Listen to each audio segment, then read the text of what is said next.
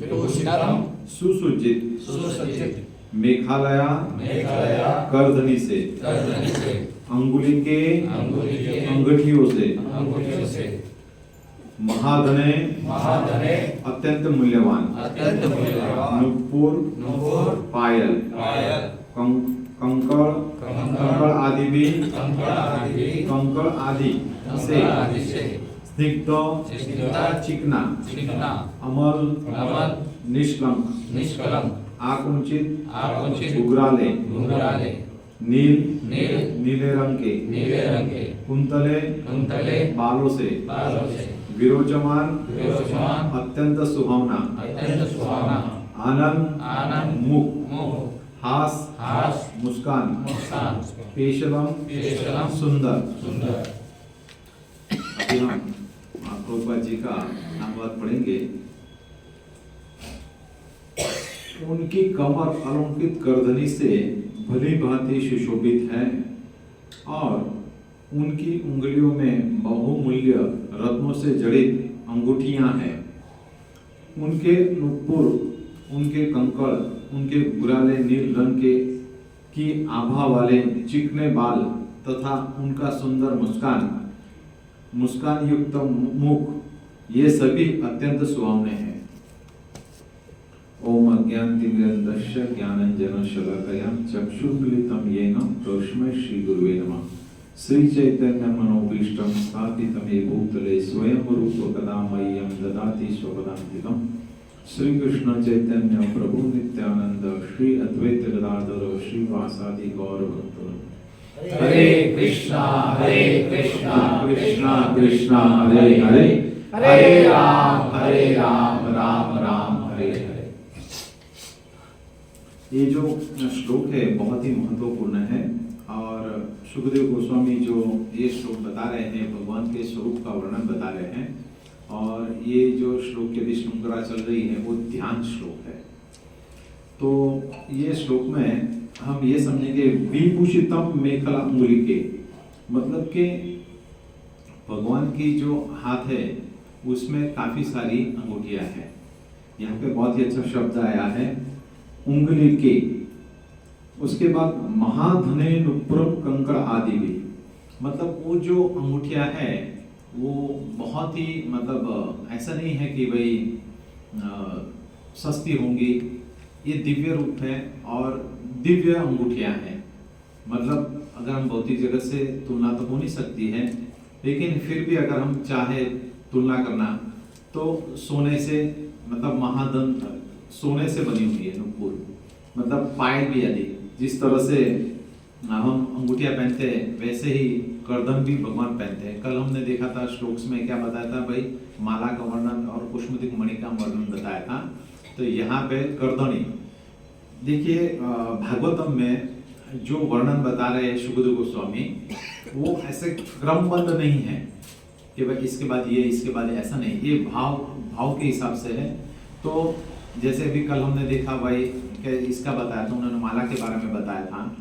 तो अभी जो करदनी और अंगूठिया और फिर बाल और मुस्कान तो क्रमबद्ध नहीं है, ये उनके भाव के हिसाब से वो अपने को बता रहे हैं सुखदेव गोस्वामी। और ये सब जो है ध्यान श्लोक है और ये जो श्लोक है वो किन के लिए है, मतलब सभी के लिए है, लेकिन ये जो निर्विशेषवादी है उनको बता रहे हैं कि जैसे निर्विशेषवादी क्या समझते हैं कि भाई भगवान का कोई रूप नहीं है, कुछ नहीं है, तो उनके लिए ये बहुत बड़ा है। प्रभुपाद जी तात्पर्य में हम पढ़ेंगे तो प्रभुपाद जी भी बताते हैं, उन्होंने बहुत ही अच्छा शब्द यूज किया है। विभूषितम मेखलांगुलिके महाधने नुपुरम कंकड़ आदि स्निग्ध मलाकुंचित नील कुंतले विरोचमान हास पेशलम, मतलब उन्होंने जो करदनी पहनी है, जो अभी तो इस भौतिक जगत में अभी तो जब है कोई पहनता नहीं है, लेकिन जो पहनी है वो सोने की है और ऐसे नहीं कि सिंपल दोरा लगा दिया और हो गया, ऐसा नहीं है। वह पूरे सुशोभित मतलब डिजाइनर है। जैसे अभी हमारे यहाँ शादी वगैरह होती है तो हम कैसे कि भाई डिजाइनर हमको भाई एंटिक पीस देना, हम बहुत ही जगत में कि भाई हमारे यहाँ शादी है तो हम जैसा एंटिक पीस ले, भाई शादी में है तो थोड़ा एंटिक पीस होना चाहिए, अगर होगा तभी हम थोड़ा अच्छा लगेगा, शादी में लोग हमारी तरफ अट्रैक्शन करेंगे। भगवान को अट्रैक्शन करने की जरूरत नहीं है, वो पूर्ण है, हम अपूर्ण है, वो पूर्ण है और विराट है, वो विभु है, वो प्रभु है। तो वो सदैव खुश रहते हैं और उनका मनोहर चेहरा है। हम देखेंगे तो देखते ही मने, हम संसार की माया से इतने ग्रस्त हैं कि हम रोज प्रतिदिन कभी हमारा हास रहता है तो कभी हमारी निराश रहती है, लेकिन भगवान जो है इतने ब्रह्मांड का पालन पोषण करते तो सदैव वो क्या रहते हैं, हास्य मुक्त रहते हैं। तभी अन्वय हम पढ़ेंगे, उनकी कमर करधनी से सुशोभित थी, मतलब कमर पे क्या लगे थी, करधन। किसकी थी, सोने की थी। ऐसा नहीं है कि भाई चांदी की करधनी होगी उसमें सोने की पॉलिश लगाई होगी, ऐसा नहीं है। वो करधनी थी, वो सोने की थी और वो भी डिजाइनर थी, नॉर्मल नहीं थी, अच्छी थी। और क्योंकि ये जो वर्णन है वो भौतिक जगत का वर्णन नहीं है, ये आध्यात्मिक जगत है और यहाँ की जो चीजें हैं वो भी बहुत ही अमूल्य चीजें हैं। तो योगी, जैसे भगवद गीता में कहा है कि योगी नाम सर्वेशम मदगता अंतरात्मा, मतलब योगी जो वर्णन कर रहे हैं वो जो समझ रहे, धारणा, धारणा का मतलब क्या होता है कि भाई समझना। जिस तरह से हमारे में योग हम करते हैं तो उसमें अलग अलग स्टेज होती है, तो उसमें धारणा भी आती है, धारणा, ध्यान, समाधि। तो धारणा मतलब समझना, भाई क्या है। ऐसा नहीं है कि भाई उन्होंने एक क्रमिक समझ लिया और समझने के बाद ये कर लिया, ऐसा नहीं है, ये धारणा है। हम जैसे परिकल्पना करते हैं भाई ऐसे ऐसे होंगे भगवान और फिर उसका हम सोच करते हैं, ऐसा नहीं है, ये धारणा है। और योगी जो सोचते हैं कि भाई इस तरह से भगवान है तो वैसे ही है, तो इसकी परिकाष्ठा यहाँ पे बताई गई है। महाधने अंगुली के, मतलब उन्होंने ऐसा नहीं है कि एक ही हाथ में अंगूठी पहनी है, उन्होंने सभी हाथों में अंगूठियां पहनी है। जैसे हम भौतिक जगत में प्राय हम देखते हैं कि बहुत सारे लोग हैं वो ऐसे अंगूठियां दिखते हैं, और हम डिस्ट्रीब्यूशन में जाते हैं तो काफ़ी लोग पहनते हैं भौतिक जगत में और दिखाते हैं कि देखो भाई हमारे पास कितना धन है। लेकिन भगवान ने जो पहनी है वो बहुत ही अमूल्य है, ये भौतिक जगत की नहीं है, वो आध्यात्मिक जगत की है। तो बहुत ही, और उनका जो मणि है वो भी बहुत ही अमूल्य है, उसका वर्णन हम नहीं कर सकते लेकिन हम सुन सकते हैं, क्योंकि ये सब यहाँ की चीज़ें नहीं है। कहाँ की है वो, यहाँ पे देखिए 18 कैरेट, 12 कैरेट, 16 कैरेट ऐसा होता है, वहाँ पे है 24 कैरेट से भी ऊपर की चीज़ें, सब चीज़ें, तो उसका वर्णन है यहाँ पे। नुपुर कंकड़ आदि भी, कंकड़ आदि भूषण युक्त एवं, मतलब उन्होंने जो जिस तरह से नुपुर मतलब के पाँव में भी उन्होंने पहना है। जैसे हम देखते हैं कि भाई शेपर्ड लोग होते हैं, मतलब बरवाड़ लोग होते हैं, यहाँ पे भी पहनते हैं, तो उसी तरह से भगवान ने यहाँ पे और पाँव में भी है उनका, तो पहना हुआ है। यहाँ पे स्पष्ट लिखा नुपुर है, और वो भी उन्होंने पहना हुआ है। और वो भी ऐसा नहीं कि अलौकिक है, ऐसा नहीं कि सिंपल है, भाई सिंपल पहन लिया चलो भाई ऐसा लगा दिया हो गया, नहीं, अलौकिक उन्होंने पहना हुआ है। और उसकी गणना हमारे इस भौतिक जगत से हम नहीं कर सकते हैं। और उनके जो केस है, मतलब कि अभी सुखदेव गोस्वामी आगे ऊपर जाते हैं कि उनका जो फेस है वो फेस एकदम मुस्कुराहटमय है, मतलब चेहरा जो हास, मतलब के हंसते हुए हैं। ऐसा हम जैसे हम भौतिक जगत में कैसा है कि भाई किसी का कुछ नुकसान हो जाता है तो भाई चेहरा ऐसा गिर जाता है उसका, ऐसा नहीं है। भगवान इतने ब्रह्मांड का पालन पोषण कर रहे हैं तो उनका जो चेहरा है सदैव कैसा रहता है, हास्य मुक्त रहता है। और उनके जो केस है, अभी तो लोग भौतिक जगत में क्या कुछ ना कुछ लगाते हैं, तो जेल है, एक्स्ट्रा होगी, तो मैं लगाता नहीं हूँ, पहले भी नहीं लगाता था, तो लगाते हैं तो उनका क्या है कि भाई जो है स्निग्ध, भगवान का जो है ना जो बाल है वो एकदम स्निग्ध है, मतलब सिल्की बाल बोलते हैं उसको, किया नहीं है, नेचुरली है, लेकिन हम करते हैं। और स्निग्ध बाल है और गुगराल है और ब्लू कलर के। अभी वृंदावन हम जाएंगे जब यहाँ पे, तो वहाँ पे हम देखते हैं कि काफ़ी लोग जो है वो बड़े बड़े बाल रखते हैं और रखने के बाद वो बड़ी सी जटा रखते हैं और अलग अलग करते हैं। लेकिन भगवान जो है, जैसे हम विष्णु भगवान का अगर ध्यान करते हैं, हम साउथ यात्रा में गए थे तो विष्णु भगवान का जो है उन्होंने देखा था एकदम सिंपल, एकदम मतलब सज्जित रहता है, उसमें कोई भी कटपुट कहीं नहीं रहती है, एकदम सुसज्जित रहते हैं वो। उसी तरह से भगवान जो है उनके जो बाल हैं गुगराले और नीले हैं। लोग नीले करते हैं, प्राय में देखता हूँ कि लेडीज जो है वो अलग अलग टाइप से करते हैं। तो उसी तरह से यहाँ पे भगवान के जो बाल हैं वो कैसे नीले हैं और गुगराले हैं, मतलब गढ़ है। जिस तरह से हम कोई छोटा बालक होता है तो उनके काफ़ी बाल रहते हैं और गुगराले भी रहते हैं, तो कितना सुंदर दिखता है। उसी तरह से यहाँ पे योगी जन जो कल्पना कर रहे हैं, कल्पना मतलब धारणा कर रहे हैं, धारणा कर रहे हैं, तो धारणा ऐसी कर रहे हैं कि भाई भगवान जो है इस तरह से है। और यहाँ पे प्रभुपाद जी ने अपने तात्पर्य में भी बताया है कि भाई कोई भी अगर आकार है, बराबर है, तो निराकार से आकार नहीं आते, आकार से निराकार आता है। प्रभुपाद जी आगे बताएंगे अपने को कि किस तरह से आए हैं। तो ये समझने की बात है कि भाई भगवान का जितना भी स्वरूप है, ऐश्वर्य है, वो क्या है, नेचुरल है। हम इस भौतिक जगत में क्या है कि स्वरूप जो है वो बनाते हैं, लेकिन कई बार क्या होता है, किसी के गुगराले, आप वेस्ट इंडीज तरफ जाएंगे तो उनके बाल पूरे गुगराले होते हैं, उनके बाल है या नहीं है सब सरीखा दिखता है, तो उनके गुगराले हैं। उसी तरह से यहाँ पे भगवान का क्या ऐश्वर्यमय है और भगवान के जो बाल हैं वो इतने रूप सुंदर है कि हम अभी उत्तरायण कल गया तो उसमें हमारे महान भक्त जो है, अनन्य भक्त, कौन, भीष्मदेव, उन्होंने क्या किया, अपना देह त्याग किया। तो कहने का तात्पर्य कि वो भी उन पे फिदा थे, लेकिन भौतिक जगत में कुछ लड़के या लड़कियां उसकी छटा पे फिदा हो जाती है, लेकिन उसमें बोले उसमें भाई ये डुप्लीकेट है तो तुरंत ही उसका मोड़ ये हो जाएगा। तो कहने का तात्पर्य क्या है कि भगवान का जो स्वरूप है उतना ऐश्वर्यमय है कि आदमी अगर देखे तो देखते ही रह जाए, स्निग्ध हो जाए। क्यों, बस देखता ही रहूं। अभी जिस तरह से हमारे राधा दामोदर भगवान है, तो कोई भी आते, कल बहुत सारे लोग आए थे, देखते ही रहे, नए लोग भी आए थे, देखते रहो, बस देखते रहो, 2-3 मिनट बैठे फिर गए, क्योंकि भाई आपके डिटेल ये कितना अच्छा है, बोले कितना अच्छा हमें लगता है, सुकून लगता है। इसलिए प्रभुपाद जी ने जो सेंटर स्थापे, मंदिर बनाए, क्योंकि लोग आए और अपने जो भौतिक काम क्रोध मोह है उससे ऊपर उठे। तो यहाँ पे योगियों को जो बताया, उन्होंने जो धारणा की है वो इसलिए की है कि भाई इस तरह से हमारे भगवान हैं। तभी हम तात्पर्य पढ़ेंगे, उससे हम समझेंगे। तात्पर्य बहुत छोटा है, लेकिन इसमें काफ़ी सारी बातें और काफ़ी इंफॉर्मेशन हमें मिल सकती है। पूर्ण पुरुषोत्तम भगवान सभी में सर्वाधिक सुंदर पुरुष है। श्री सुखदेव गोस्वामी उनके प्रत्येक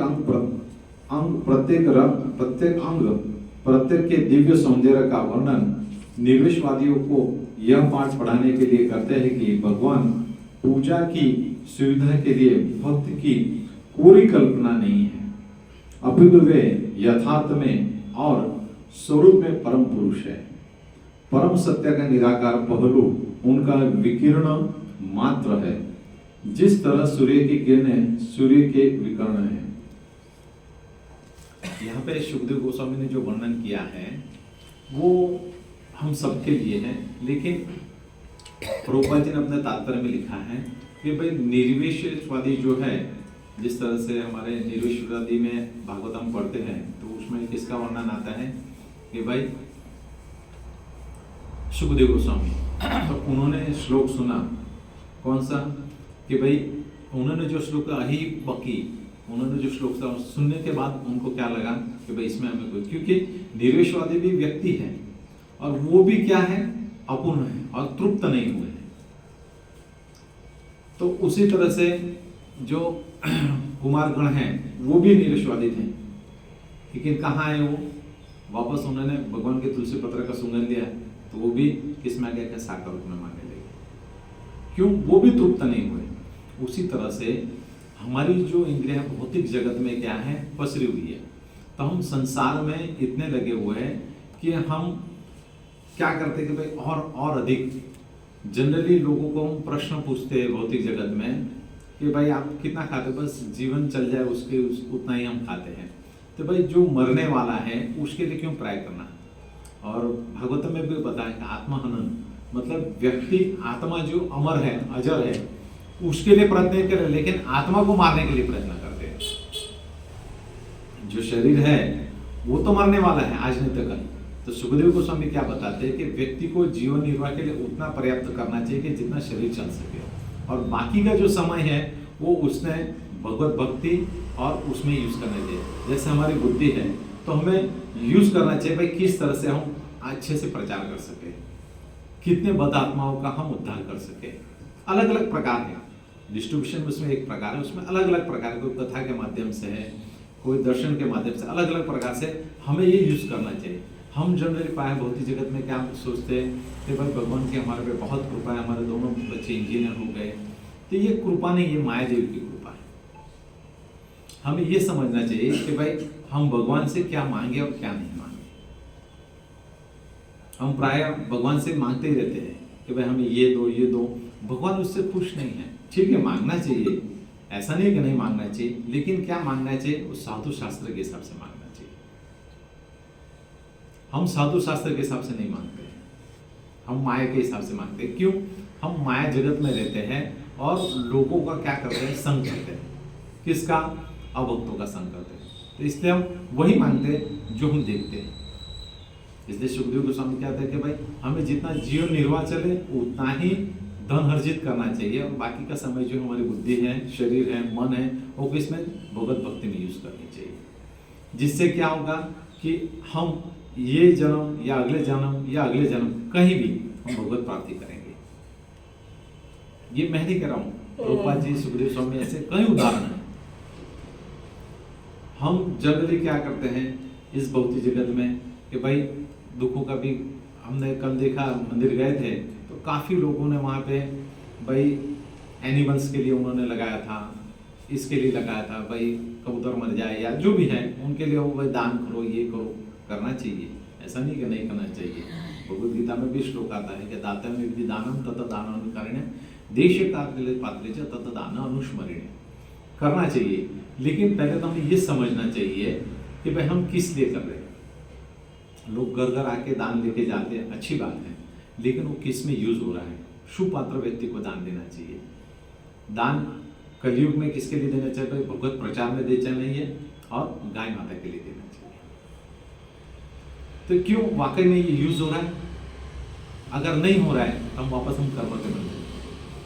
हम चाहते कि हम बहुत पुण्य अर्ज कर लेंगे, लेकिन पुण्य खर्च करने के लिए भगवद गीता में श्लोक बताया है कि व्यक्ति की जो इंद्रियां हैं वो पूर्ण बुद्धि से क्या होनी चाहिए? परिचित होनी चाहिए। तभी व्यक्ति जान सकता है परम सत्य को। जब तक हम परम सत्य को नहीं जानेंगे साधु शास्त्र गुरु के माध्यम से, इसलिए तो भगवान ने भगवद गीता में बताया ततिवदि प्राणेन प्रतिप्राण प्रश्नेन उपदेशन्ते ज्ञान तत्वदर्शिनः। ये अर्जुन तुम गुरु के पास जाओ। और किसे गुरु करना चाहिए वो भी भगवद गीता में बताया है। तब ये समझना चाहिए शास्त्र हमें क्या बताता है। हम क्या करते हैं? दुखियों की सेवा करते हैं। प्राय जगत में लोग दुखियों की सेवा करते हैं और दुखी होते हैं। हमें वास्तविक सेवा किसकी करनी चाहिए? परिपूर्ण की करनी चाहिए, परम सत्य की करनी चाहिए, भगवान कृष्ण की करनी चाहिए, भक्तों की करनी चाहिए। तो लोग इस तरह से करते हैं, उसकी वजह से क्या दुखी होते हैं। और प्रभुपाद जी बताते हैं, चैतन्य महाप्रभु बताते हैं, भगवान कब हमारे पे खुश होते हैं? जब हम संसार के प्रति वैराग्य और भगवान के प्रति आसक्ति। हमारा क्या है? वैराग्य कैसा है? बंदर जैसा है, मरकट वैराग्य। हमारा वैराग्य मरकट वैराग्य है कि बस हाँ भक्ति करना, हरे कृष्ण कृष्ण कृष्ण हरे हरे नाम, अच्छी बात है, करना चाहिए। लेकिन जब तक हम भगवान को विशिष्ट दर्जा, विशिष्ट ध्यान नहीं देंगे, तब तक हमारा माला में मन नहीं लगेगा। हमने क्या सिंपल समझाया, भगवान को समदर्शी समझा है। भगवान एक विशिष्ट है। अगर उस तरह से अगर हम माला करेंगे तो 100% हमारा माला में मन लगेगा। हम माला करते करते सोचते हैं भौतिक जगत के बारे में। हम जैसे भौतिक जगत के बारे में सोचेंगे तो हमें क्या वही सोच आएगी। इसलिए भगवान ने एक ही श्लोक 2 बार लिया है भगवत गीता में। क्यों लिया है? कि भाई तुम्हारा मन मेरे चरण में लगाओ। मन कैसा है मालूम है? कल ही मैं पढ़ रहा था भागवतम, उसमें मन जो है ना कैसा है कि एक बंदर जैसा है, और बंदर को अगर आप दारू पिला देंगे तो कैसा हो जाएगा वो, और उसके ऊपर से उसको एक बिच्छू का डंश मार देंगे तो क्या होगा? वैसा हमारा मन। तो मन को कंट्रोल करने के लिए हमें क्या करना पड़ेगा? कि भाई भक्तों की सेवा करनी पड़ेगी, भगवान की सेवा करनी पड़ेगी, और मन कुछ भी करके हमें भगवान में लगाना है। अगर हम भौतिक जगत में मन लगाएंगे तो हमारे आचार भी वैसे रहेंगे, विचार भी वैसे रहेंगे। चैतन्य महाप्रभु स्वयं आए थे इस धरातल पे, तो क्यों आए? भक्तों का आचरण बताने के लिए। भक्त का आचरण बता के उन्होंने बताया कि किस तरह से भक्त में रहना चाहिए। और चैतन्य महाप्रभु के हम शिष्य हैं तो वैराग्य हमारा प्राधान्य है। हमारा वैराग्य अभी तक कम ही नहीं होता है। हमारा कौन सा वैराग्य है? मरकट वैराग्य, कम ही नहीं होता है। ये एक दिन की बात नहीं है। अगर हम इंटेंशनली सोचेंगे और उसके बारे में एनालिसिस करेंगे तो धीरे धीरे कम होगा। जिस तरह से हमारे और भगवान के बीच में 100 फीट का अंतर है, तो हमें रोज उससे एनालिसिस करना है कि भाई 100 फीट का अंतर है तो कैसे हम कम करेंगे। तो हमें क्या करना है भाई? फिर 1 फीट हम कम करेंगे। तो उसके लिए हमें क्या करना पड़ेगा? आध्यात्मिक काम। क्या करना पड़ेगा? भागवतम श्रवण, मंगल आरती, गुरु पूजा, भक्तों की सेवा। जब तक हम इस भौतिक जगत के लोगों का सुनेंगे, समाज सेवा का सुनेंगे, तो समाज का कल्याण नहीं होगा। समाज का वाकई में हमें कल्याण करना है तो हमें उसको भगवत संदेश सुनाना पड़ेगा। वो सुने नहीं सुने, हमें मालूम है कि उसको सुनने में कोई इंटरेस्ट नहीं, फिर भी बोलो। बोलने से क्या होगा? एटलीस्ट 10 व्यक्ति में से 1 व्यक्ति को तो फर्क पड़ेगा। अगर सबको फर्क पड़ता तो फिर हम सभी लोग बहुत आगे बढ़ जाते। और यहाँ की जो परिस्थिति है भौतिक जगत की, वो बद्ध है। ये तुम्हारी बात नहीं सुनने वाले। क्यों? प्रभुपाद जी ने आखिरी में लिखा है, क्या लिखा है? कि भाई जिस तरह से सूर्य की किरण सूर्य की विकिरण है, तो वो क्या समझते हैं? अपना ही मनोधर्म बना देते हैं। जिस तरह से लाइट है, बराबर है, तो लाइट का तो आकार है, लेकिन उसकी जो किरण है उसका आकार है क्या? नहीं। तो आकार कहां से आया? लाइट से आया। तो उसी तरह से जो गिने लोग हैं, समाज सेवक है, सभी नहीं, प्राय वो ऐसा ही सोचते हैं कि हम जो बोले वो खाएगा, मेरी बोली ब्रह्मा की बोली। ऐसा नहीं होता है, क्योंकि वो विदाउट शास्त्र बता रहे हैं।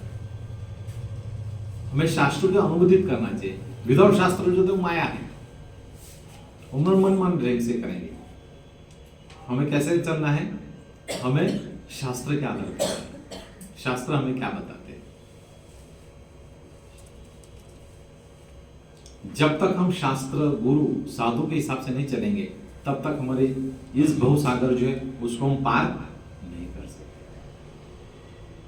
भवसागर को अगर वाकई में प्यार करना है, अगर पार करना है हमें, तो किस तरह का? कि जब तक हम भक्तों की संगति नहीं करेंगे। चैतन्य महाप्रभु ने जब ये मुंडन किया था तो उनका जो नावी था, उन्होंने उस काम के प्रति उन्होंने क्या ले लिया? वैराग्य ले लिया, और मिठाई लेने लगे। हमें तो प्रभु जी बताते बार बार, भाई अब मीठा नहीं खाना है, मीठा नहीं, तो भी हम लिए जाते। हरे कृष्णा। तो ये हमें, हमारा जो मार्ग है वो कैसा है? वैराग्य हमारे। चैतन्य महाप्रभु किसे प्रेम करते हैं? जो वैराग्य है। रघुनाथ दास गोस्वामी जगन्नाथपुरी में चैतन्य महाप्रभु उनको उच्छिष्ट प्रसाद भेजते थे, फिर भी उनका वैराग्य कितना था कि वो सिंह के द्वार पे जाके भिक्षा मांगते थे। तो चैतन्य महाप्रभु उससे आश्चर्य करते थे। और उन्हीं रघुनाथ दास गोस्वामी ने जब अपना शरीर त्याग किया तो चैतन्य महाप्रभु ने स्वयं उनके हाथ में लिया। तो क्या हम ऐसा नहीं चाहते कि हमारा भी देह त्याग हो तो भक्तों का संग? ठीक कब पॉसिबल है?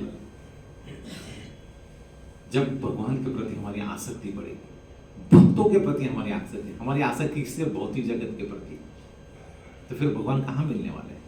बहुत दूर है। ये अंतर कम नहीं होगा, अंतर हमें रोज धीरे धीरे कम करना है, धीरे धीरे हमें वैराग्य लाना है। एक ही दिन में नहीं आने वाला, ये कोई कैप्सूल नहीं है कि भाई ले लिया और अंदर ब्लास्ट हो गया और वैराग्य आ गया, नहीं होने वाला है, नॉट पॉसिबल। धीरे धीरे होगा। कैसे होगा? साधु संग में होगा और श्रवण कीर्तन ज्ञान से होगा। हमें किसका सुनना चाहिए? जो भगवान के भक्त हैं उनका सुनना चाहिए। हमें ग्राम कथा नहीं सुननी चाहिए। ग्राम कथा सुनेंगे तो भवसागर में फंसेंगे, भगवत भक्तों का सुनेंगे तो हम भव बंधन को पार करेंगे।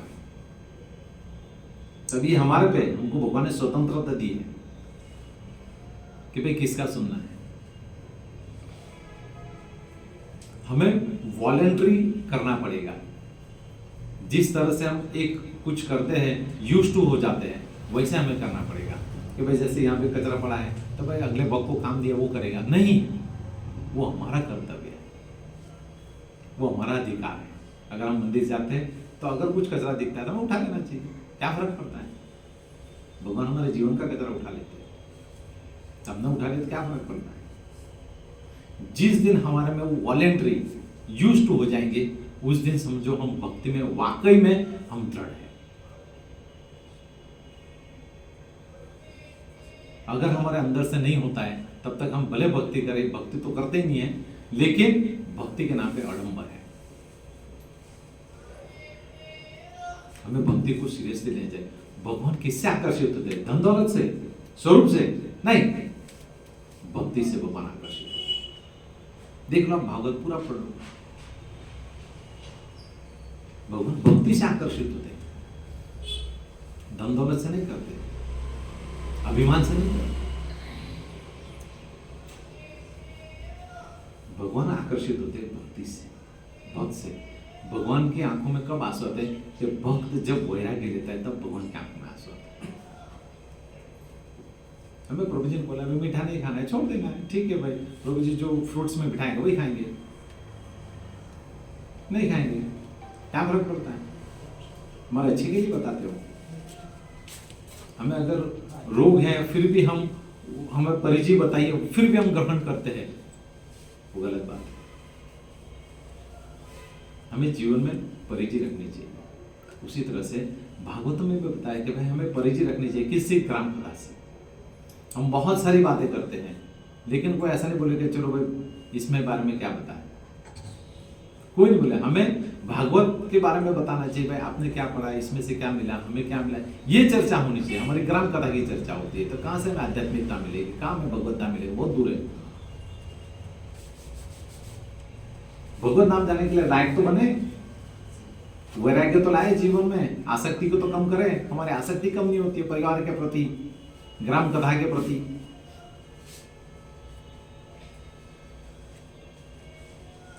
ये सब एक दिन में नहीं होने वाला है। उसके लिए हमें क्या करना? कंटिन्यू प्रयास करना होगा। जब तक हम जीवन में प्रयास नहीं करेंगे तब तक हम आध्यात्म में आगे नहीं बढ़ेंगे। निर्विश्वादी क्या होता है कि भाई कोई भी आकार नहीं है। लोग मानते हैं ठीक है भाई आप ईश्वर की पूजा करते हो, लेकिन वहां पे निराकार है। अरे भाई निराकार कहां से है? आकार में से तो निराकार है। जहां प्रकाश है, प्रकाश का अभाव अंधकार है, ना ही कि अंधकार का अभाव प्रकाश का। ये तो प्रकाश की स्वयं सत्ता है।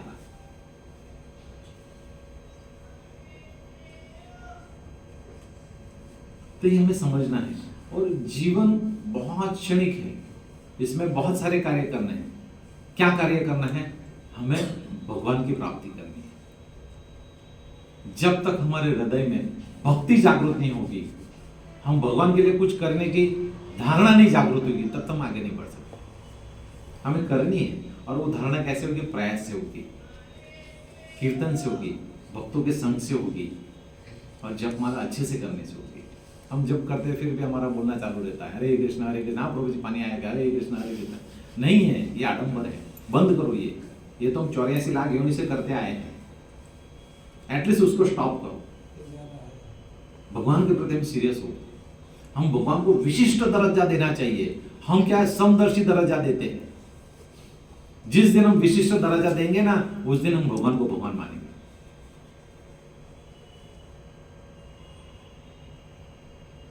भगवान हमारे विभु है, हम प्रभु है, स्वराट है।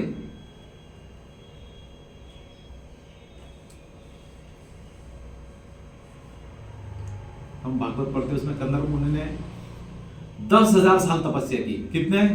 10,000। क्या मांगा? क्या मांगा? भाई मुझे पत्नी चाहिए।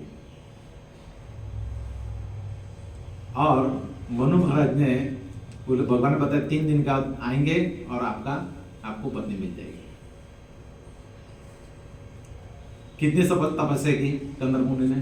10,000 साल। ठीक है, 10,000 साल। हमने पत्नी पाने की कितनी तपस्या की? तो ये भगवान है, भगवान पाने के लिए हमें क्या करना पड़ेगा? तपस्या करनी पड़ेगी। तो तपस्या क्या है? हरे कृष्णा कृष्णा कृष्णा हरे हरे, हरे राम राम राम हरे हरे। तो जब तक हम माला के प्रति, भक्तों के प्रति आदर नहीं करेंगे, हमें माला के प्रति आदर करना मतलब क्या है कि भाई तहे दिल से लेना है। भाई अभी हमें बता दिया गया डॉक्टर ने कि भाई आपका 1 घंटे में मृत्यु होने वाला है, तो आप क्या करोगे? आप भक्त हो, भौतिक जगत के लोगों की बात नहीं कर रहा हूं मैं, भक्त हो तो आप क्या करोगे? 1 घंटे में आपका मृत्यु है, क्या करोगे आप? सोचोगे मेरे बेटे का क्या है, मेरा बैंक बैलेंस कितना पड़ा है, ये जमीन नाम से करवा ले, वो सोचोगे? क्या सोचोगे आप? भगवान के बारे में सोचेंगे ना, तो बस वही माला करो, तो वही सोचो कि भाई मेरे इसके बाद मृत्यु है, तो बस मैं अच्छे से माला करूं। जिस दिन ये भाव हमारे हृदय में आ जाएगा ना, उस दिन भगवान और हमारी जो दूरियां है ना, बहुत कम हो जाएगी। वो दूरियां दूर करने प्रभुपाद जी बताते हैं कि हमारा हृदय शुद्ध करो। हृदय शुद्ध कैसे? हृदय शुद्ध होगा? हमारे हृदय में दुनिया भर का कलमश भरा हुआ है, वो कैसे शुद्ध होगा? भगवान की सेवा से, भक्तों की सेवा से। यहाँ पे जो लिखा है कोरी कल्पना नहीं है, ये धारणा है। तो निरीश्वरियों के लिए बहुत बड़ा चांटा है कि भाई निराकार नहीं है, भगवान का आकार है। अगर निराकार है, तुमको थाली रख दे तो खा लो, हो गया निराकार। भाई खाना निराकार है, खा लो। नहीं, आकार से ही निराकार आता है। तो इस श्लोक के माध्यम से हमें ये बताना चाहते हैं प्रभुपाद जी तात्पर्य के कि भाई निराकार नहीं है, भगवान साकार रूप है। निराकार क्या है? ब्रह्म ज्योति है। यहाँ पे जो लिखा है प्रभुपाद जी ने अपने तात्पर्य में, तो कि भाई भगवान निराकार भी है और साकार भी है। मतलब निराकार से साकार में नहीं है, साकार से निराकार। तो ब्रह्म ज्योति है निराकार, और उससे आगे है भगवान का स्वयं स्वरूप और साकार। तो उसी तरह से हमारे में भी भगवत भक्ति है, हर एक व्यक्ति में भगवत भक्ति है। लेकिन हम क्या करते हैं, उसको जिस तरह से आत्मा का हनन करते हैं, वैसे हम उस जो स्वतंत्रता मिली है, तो हम आध्यात्मिक का क्या कर रहे हैं? हनन कर रहे हैं। क्या करके? ग्राम कथा करके और प्रजल की बातें सोचकर। तो हमें इसको त्यागना है। हम चैतन्य महाप्रभु के परंपरा में हैं, और वैराग्य ये हमारा ईस्ट ऑर्नामेंट है।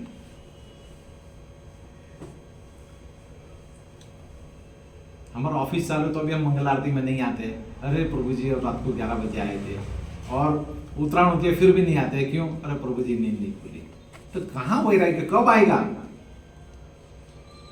वैराग्य हमें लाना है, ऑटोमेटिक में कोई गोली खाने से नहीं आने वाला है। उसके लिए प्रयास करना है, नहीं तो वापस हम 84 लाख पुनर्जन्म पुनर्पि मरणम, 84 लाख योनि में धकेले जाएंगे। वहां कोई सुनाई नहीं होती है, वहां कोई केस नहीं चलता है, सीधा ऑर्डर हो गया, खत्म। अरे नहीं, आप देखो भागवतम पढ़ो। हिरण्यकश्यप कितने साल तपस्या की? किसकी तपस्या की? आए उसको बचाने। अमरीश महाराज देखो, अमरीश महाराज तपस्या की, सामने योगी थे, फिर भी कितने साल तक दौड़ते रहे वो। तो कहने का तात्पर्य क्या है कि हम परिपूर्ण कृष्ण भगवान के भक्त हैं, तो हमारा ऑर्नामेंट्स होना चाहिए वैराग्य, भगवान के प्रति आसक्ति। जिस तरह से यहाँ पे लिखा है कि उन्होंने में 2 पहन ली, वैसे हमको 2 पहन लेनी है, एक वैराग्य और आसक्ति। किसके प्रति आसक्ति? भगवान के प्रति। वैराग्य किसके प्रति? संसार के प्रति, भौतिक जगत के प्रति। ये 2 ऑर्नामेंट्स यहाँ पे बता रहे प्रभुपाद जी, पहन लो आप। हम पहनना नहीं चाहिए। अरे नहीं प्रभु जी, हमको आसक्ति वाला दे दो। कौन सा भौतिक आसक्ति वाला? वैराग्य वाला मत दो, बाद में लूंगा मैं, थोड़ा शादी वादी हो जाए बच्चों की। जब यम आएंगे ना, पूछ के नहीं आएंगे भाई आपके बच्चे की शादी हो गया, आऊं क्या, धंधा अच्छा चल रहा है? नहीं, उड़ा के लेके जाएंगे। हमें भगवान के प्रति प्रीति जागृत करनी है। भगवान के प्रति कब जागृत होकर हम भक्तों की सेवा करके, जब तक हम नहीं करेंगे तब तक हम आगे नहीं बढ़ेंगे। और ये हमें वॉलेंट्री आना चाहिए कि भाई अगर ये भक्त की सेवा नहीं है तो कोई बात नहीं, हम कर लेंगे। हम सेवा से मुड़ते हैं, अरे प्रभु जी हमारा नाम काट दो, इससे काट दो, अरे जीवन से कट जाएंगे।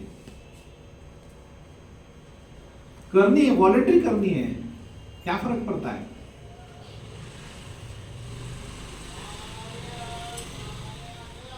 ये कब आएगी हमारे में, ये दृढ़ता कब आएगी? 84 लाख योनि से भगवान हमारा इंतजार कर ले कि आ जाओ मेरे पास, अहम सर्वस्व प्रभु। हम नहीं अभी नहीं आएंगे हम। ये हमारे परम पिता है, परम सत्य है, तो कब से इंतजार कर रहे हैं, लेकिन हम जाना नहीं चाहते। हम सोचते नहीं और थोड़े मजे ले लो। जिस तरह से गुनगुना पानी होता है कितना अच्छा लगता है, लेकिन एकदम गर्म होता है कैसे उठ के भागते हैं। तो हम इस भौतिक संसार में उसके मजे ले रहे हैं। स्वयं को समर्पित कर दो भगवान के लिए। जब तक हम अपने आप को मन तन धन से भगवान को समर्पित नहीं करेंगे तब तक आत्मज्ञान नहीं आने वाला है, और आत्मज्ञान नहीं आएगा तब तक आत्मा साक्षात्कार नहीं होने वाला है। जैसे ही महाभारत में अर्जुन ने बोला कि भगवान नष्ट मोह, मेरा मोह नष्ट हो गया, तुरंत ही भगवान ने उसको सब सिद्धि दे दी।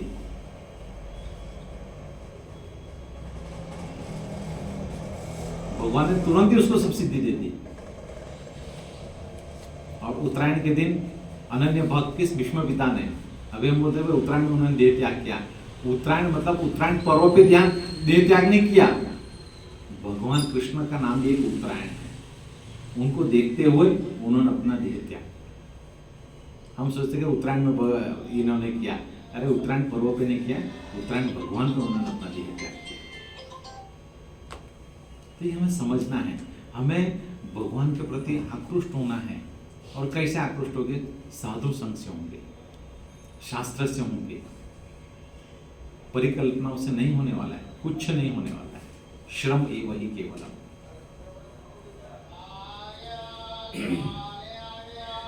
जीवन में हमारी अगर दशा बदलनी तो हमें दिशा बदलनी पड़ेगी। जब तक हम ये 2 ऑर्नामेंट्स नहीं पहनेंगे तब तक हमें आत्मा साक्षात्कार नहीं होने वाला है। और आत्मा साक्षात्कार होगा तो हमें आत्मज्ञान होगा, आत्मज्ञान होगा तो हम भगवान को समझेंगे, भगवान को समझेंगे तो हम भगवत धाम जाएंगे। हरे कृष्णा। किसी का प्रश्न नहीं लेता हूँ क्योंकि मैं ही अपूर्ण हूँ, मुझे ही नहीं समझ में आता आपका मैं क्या प्रश्न